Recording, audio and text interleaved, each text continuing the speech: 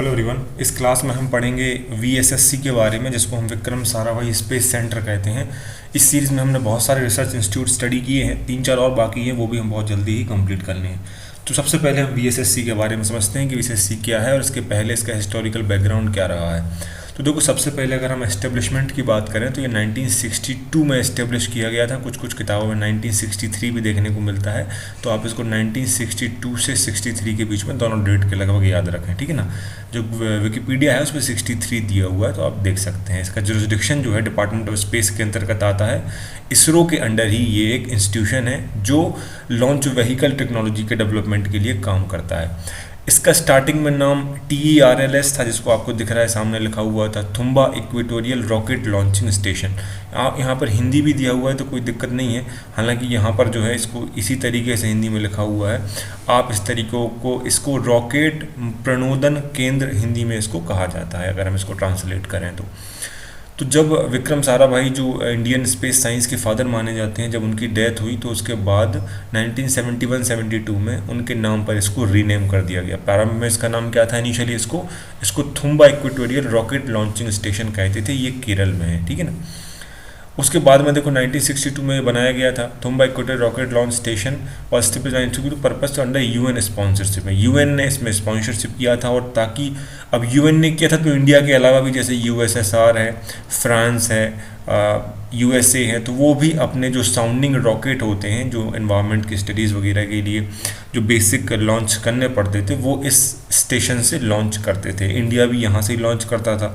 हालांकि उस समय हमारे पास इतनी ज़्यादा डेवलप टेक्नोलॉजी नहीं थी, ना इतने ही फ्रिक्वेंट लॉन्च किए जाते थे कि हमको यहाँ पर प्रॉब्लम हो, तो सभी मिल के इसको उपयोग करते थे। अब इसको यहाँ पर रखने का बहुत बड़ा कारण ये था कि जो इंडिया की लोकेशन है, वहाँ से मैग्नेटिक इक्वेटर जो होती है, मतलब चुंबकीय भूमध्य रेखा जो होती है, वो यहाँ बहुत नज़दीक पड़ती है। इसीलिए इस सेंटर को चुना गया था। इसीलिए बहुत सारे देश भी इसी सेंटर का उपयोग करते थे अपने लॉन्च, जो इनिशियल बेसिक साउंडिंग रॉकेट होते हैं उनको लॉन्च करने के लिए। जब ये बना था तो उसके पहले जो डायरेक्टर थे उनका नाम था मिस्टर HGS मूर्ति। तो ये भी जो फैक्चुअल नॉलेज है वो आपको पता होना चाहिए। जुरिसडिक्शन मैंने आपको बता दी कि ये डिपार्टमेंट ऑफ स्पेस के अंतर्गत आता है। इसरो के लिए ये लॉन्च जो टेक्नोलॉजी होती है, लॉन्च व्हीकल टेक्नोलॉजी होती है, वो डेवलप करने का काम करता है। वो हम आगे और डिटेल में समझें। तो ये मैंने हिंदी में ही बता दिया आपको। HGS मूर्ति इसके पहले निर्देशक थे, जिसे पहले थुम्बा कहा जाता था। विक्रम साराभाई जी की डेथ के बाद से इसको VSS नाम कर दिया गया। इसकी शुरुआत 1962 में हुई और UN ने इसको स्पॉन्सर्स किया था।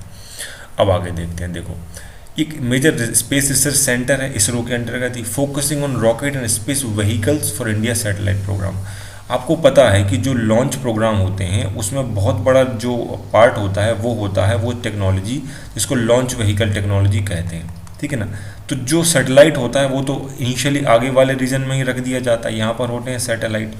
जो मेन टेक्नोलॉजी होती है इसको कहते हैं लॉन्च व्हीकल टेक्नोलॉजी, जो स्पेस तक लेके जाता है, क्योंकि इसमें बहुत सारी एडवांस फ्यूल की ज़रूरत पड़ती है। जैसे कि लिक्विड होते हैं, कुछ सॉलिड होते हैं, कुछ क्रायोजेनिक इंजन होते हैं, उसमें क्रायोजेनिक फ्लूइड उपयोग किए जाते हैं। तो ये फ्यूल बहुत इंपॉर्टेंट होता है, और सेम टेक्नोलॉजी अगर आप डेवलप कर लेते हैं तो वही सैटेलाइट में भी प्रयोग होता है। वही जो होता है आपकी जो बैलिस्टिक मिसाइल्स होती हैं वहाँ पर भी वही उपयोग की जाती है, क्योंकि बेसिक टेक्नोलॉजी सेम ही रहती है। तो ये जो लॉन्च व्हीकल टेक्नोलॉजी है वो डेवलपमेंट VSSC में किया जाता है। जो आप देख रहे होंगे अभी GSLV-3 जो प्रयोग किए जाने लगे हैं। Mark 3 आपको पता होगा, जो Mark 3 है वो हमारा सबसे एडवांस अभी लॉन्च व्हीकल है, जो क्रायोजेनिक इंजन जिसमें होता है। तो वो टेक्नोलॉजी कहाँ पर डेवलप होती है? VSSC में होती है। ये तिरुवनंतपुरम में है, जो केरला स्टेट के अंतर्गत आता है। ये उसका कैंपस है, ठीक है। हिंदी में भी सामने बात लिखी हुई है कि जो रॉकेट और अंतरिक्ष वाहन जो होते हैं उन पर ध्यान केंद्रित करता है। मतलब जो लॉन्च व्हीकल टेक्नोलॉजी है वो VSSC में डेवलप की जाती है।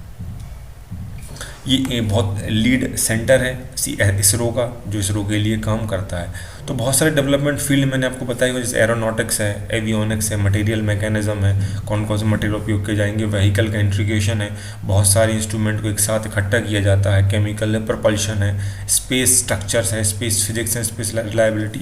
मतलब बहुत कॉम्प्लेक्स ये काम होता है। एडवांस रिसर्च की यहाँ पर ज़रूरत होती है, तो वो सभी काम यहाँ पर किया जाता है। इस सब एक टर्म जो कुछ कुछ आप याद रख लेना, एरोनॉटिक्स है, जैसे जो उड़ने वाले विमान विमान होते हैं वहाँ पर जो भी टेक्नोलॉजी ज़रूरत पड़ती है, तो बहुत इंटीग्रेटेड फील्ड ये होती है और बहुत सारे अन्य सेंटर से मिलके भी ये काम करते हैं, वो भी हम आगे आपको बताते हैं। ठीक है, ये मेन रिसर्च सेंटर है इसरो का। तो बहुत सारी टेक्नोलॉजी हमने डेवलप की है, जैसे आपको पता हो कि एडवांस में जो थी हमारी स्पेस लॉन्च व्हीकल थी, इसको ASLV कहते थे। इसमें बहुत सारे एडवांसमेंट हुए और आज हमारे पास फिर क्या आई, ASLV आई, मतलब augmented space launch vehicle ASLV आई। उसके बाद हमारे पास PSLV आई, जिसको जो है स्पेस लॉन्च व्हीकल कहते हैं। उसके बाद हमारे पास geosynchronous space launch vehicle GSLV आई, और इसी में हमारे पास अभी क्या है, हमारे पास मार्क 3 जो है सबसे एडवांस टेक्नोलॉजी है, जो क्रायोजेनिक इंजन पर काम करती है, और क्रायोजेनिक इंजन पर काम करती है। ये आपको याद रखना है। क्रायोजेनिक इंजन में क्या है, लिक्विड कोल्ड नाइट्रोजन का उपयोग किया जाता है फ्यूल को ठंडा करने के लिए, और वो ठंडे फ्यूल को जब जलाया जाता है तो उसकी जो फ्यूल एफिशिएंसी है, जो उसकी दक्षता होती है, वो क्या हो जाती है, बढ़ जाती है। तो उतने ही फ्यूल से आपको ज़्यादा एनर्जी मिलती है, इसलिए क्रायोजेनिक इंजन का उपयोग किया जाता है, जो ठंडे फ्यूल का उपयोग इसमें किया जाता है। क्रायो का मतलब ठंडा ही होता है। तो इस प्रकार से हम जो है डेवलप होते हुआ है, और ये पूरे डेवलपमेंट जो लॉन्च व्हीकल टेक्नोलॉजी का हुआ है वो VSSC में ही हुआ है, इसलिए ये बहुत इंपॉर्टेंट है। VSSC में देखो TRL तो आता ही है, जो अभी केरला में है अभी, और ये सेंटर भी एक्टिव है, अभी भी एक्टिव है। तो वहाँ पर अभी UN के कोई भी कंट्री हैं जो हैं, वो अगर कोई बेसिक एक्सपेरिमेंट करना चाहती हैं तो TRL सेंटर का उपयोग कर सकती हैं। इसके अलावा स्पेस फिजिक्स लेबोरेटरीज SPL भी इसी के अंतर्गत आता है, जो अपनी सेवाएं VSSC के लिए ही देते हैं। तो ये सब बेसिक चीज़ें जो आपको पता होना चाहिए।